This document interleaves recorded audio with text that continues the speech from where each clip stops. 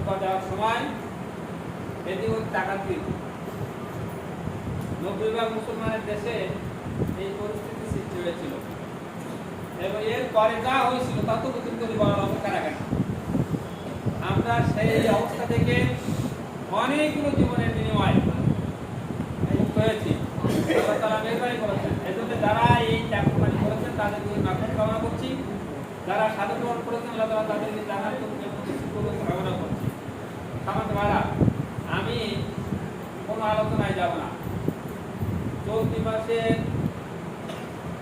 8 তারিখ 8 তারিখে আমাদের নতুনীয় মহোদয় যোগদান করেছেন। সেখানে মতবিনিময় সভা ছিল। আমার সেখান থেকে সুযোগ আমার কথা বলতে দিলে আমি একটা কথাই ওনাদের সবাই স্মরণ করাইছি। সূরা ইউনূসের 13-14 নম্বর আয়াত, সে কথা দিয়ে শুরু করুন। এভাবে আল্লাহ বলছেন, ওয়ালাকাদ হালাকনাল কুরুনা মিন ক্বাবলিকুম লাম্মা যালামু ইলা আয়াত।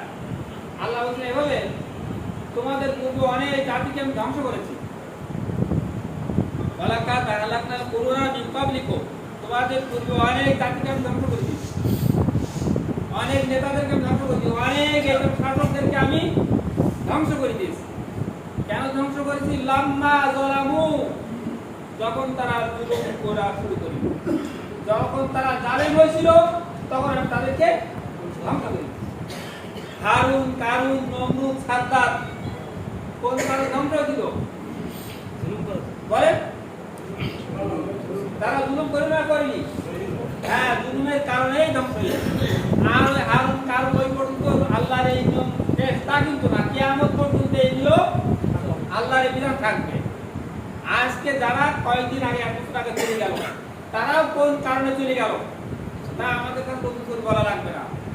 সেজন্য আমি আপনাদেরকে, আমি সহ এই আহ্বান করছি, আমি যদি আমার পারিবারিক ভাবেও, আমার অঞ্চলেও, আমার অন্য কোনো ভাইয়ের উপরেও আমি জুলুম করি, তাহলে কিন্তু আল্লাহর এই বিধান আমার উপরেও কার্যকর হবে। এ কিন্তু আল্লাহর নিয়ম, সুন্নাত, আল্লাহর তরিকা। এটা অতএব এই জুলুম থেকে বেঁচে থাকতে হবে। পাশাপাশি রাসূল খুব আরো শক্ত কথা বলেছেন, ইত্তাকু দাওয়াতাল মাজলুম ওয়ালাউ কানা কাফিরান। কথাটা কি? ইত্তাকু দাওয়াতাল মাজলুম, মজলুমের পথ থেকে বেঁচে থাকো। ওয়ালাউ কানা কাফিরান, যদিও সেই মজলুম কাফের হয় তাহলে তারও দোয়া আল্লাহ তাআলা শুনেন। অতএব যারা যখন জুলুম করবে তাদের উপরে আল্লাহর এই বিধান প্রযোজ্য হবে। আল্লাহ এই মজলুমের দোয়া অবশ্যই শুনবেন। এ ব্যাপারে আর অনেক কথা আছে, আমি সেদিকে যাচ্ছি না। সম্মানিত ভাইরা, আজকে এই রক্তের বিনিময়েও এখন আমরা যে পরিবেশ পাইছি, এই পরিবেশেও আমাদের উপরে জুলুম, অত্যাচার, নির্যাতন, চাঁদাবাজি, সন্ত্রাস, দখলদার এসব কি বন্ধ হয়ে গেছে? আমি এই কথাটাই ওখানে বলছিলাম যে কেন তারা চলে গেল আর কেন আমরা এখানে আসলাম। ওই ইউনো মহোদয়কে বলছিলাম, আপনি হয়তো 5 তারিখের আগে ইউনো ছিলেন না। আজকে যারা এখানে ওসি এসেছেন তারাও 5 তারিখের আগে ওসি ছিলেন না। তোমরা একটা কিছু না ওসি ছিলাম না। তাহলে যার কারণে আপনি এত তাড়াতাড়ি ওসি হতে পারলেন, এই রক্তগুলিকে ভুলে যাবেন, এই জীবনগুলোকে ভুলে যাবেন।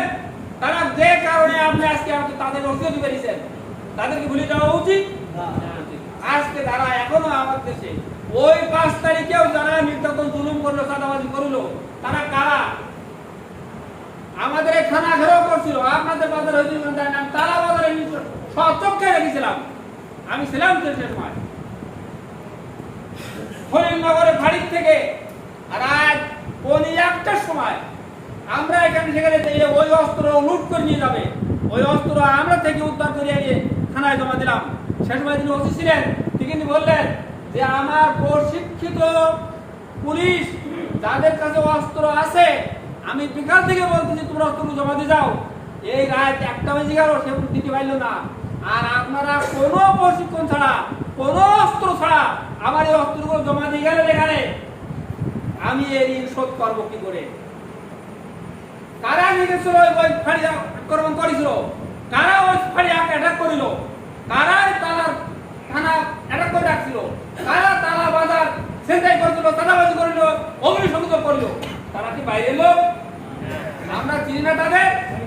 তারাই যদি এখন এই বড় বড় কথা বলে, তারা যদি অন্য কিছু আহ্বান করে, কি করতে হবে? আমি এই কথাটা শুধু শুনে স্মরণ করে আপনাদের কাছে করতে হবে। আমরা একটা গ্রাম্য ভাষায় জানি, অন্যায় যে করে আর অন্যায় যে সহে। পার্থক্য আছে কোনো? অতএব মুমিনের দায়িত্ব হচ্ছে মান রামিন কুমুন কারাম খালি ওয়াইয়ুরু বিয়াদিহি। যদি কেউ মুমিন হতে চাও তাহলে ফার্স্ট ক্লাস মুমিন, তার দায়িত্ব হচ্ছে অন্যায় দেখলে তাকে প্রতিহত করতে হবে। আমি আপনাদের অনুরোধ করবো ঐক্যবদ্ধ থাকতে হবে। কোন চাঁদাবাজ, কোন সন্ত্রাসী, কোন অগ্নিসংযোগকারী, কোন দখলদারি আমরা আমাদের এলাকায় দেখতে চাই না। আমরা সামাজিক ভাবে ঐক্যবদ্ধ হবে এই চাঁদাবাজদেরকে এই এলাকা থেকে হয় তারা চাঁদাবাজ বন্ধ করবে, তা না হলে এইখান থেকে ছেড়ে ওই যখন ভারতে পালাতে বাধ্য হয়েছে, আমরাও কিন্তু সেই পথে দেখে আমাদের বাধ্য করবেন না। আমি এই আহ্বান আপনাকে রাখলাম। আসুন যারা সামনে এই চাঁদাবাজদের বিরুদ্ধে, অন্যায়ের বিরুদ্ধে সত্য এবং ন্যায়ের পথে আমাদের ঐক্যবদ্ধ থাকতে হবে। আল্লাহ তাআলা আমাদের তৌফিক দান করুন।